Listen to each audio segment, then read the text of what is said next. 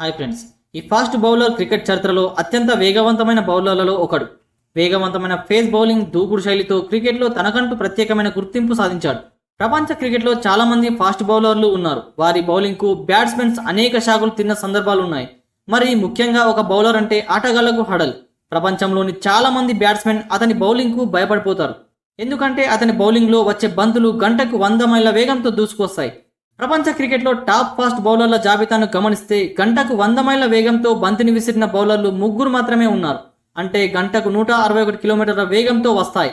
వీరిలో పాకిస్తాన్కు చెందిన షోయబ్ అఖ్తర్, ఆస్ట్రేలియాకు చెందిన బ్రెట్లీ షాంటైట్ ఉన్నారు.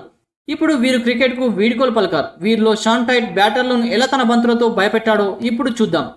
ఆస్ట్రేలియా ఫాస్ట్ బౌలర్ షాంటైట్ బౌలింగ్ అంటే బ్యాటర్లు ఎప్పుడు భయపడేవారు. 2010లో ఇంగ్లాండ్పై గంటకు 161.10 కిలోమీటర్ల వేగంతో బంతిని విసిరి షాక్కు గురి చేశాడు.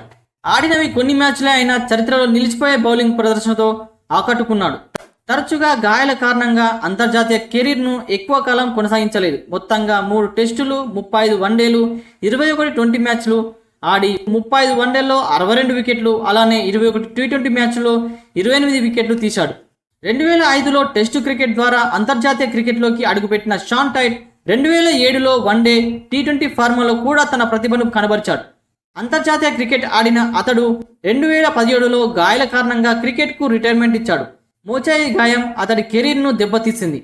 అయితే షాంటైట్ వేసిన బంతుల వేగం చాలా ఎక్కువగా ఉండడంతో అతని బౌలింగ్ను ఆడేందుకు బ్యాట్స్మెన్స్ భయపడేవారు. అతడు బౌలింగ్లోకి వస్తున్నాడంటే దేవుడి మీద భారం వేసే ఆటగాళ్లు చాలామందే ఉన్నారు. క్రికెట్కు వీడ్కోలు పలికిన తర్వాత కోచ్గా మారాడు.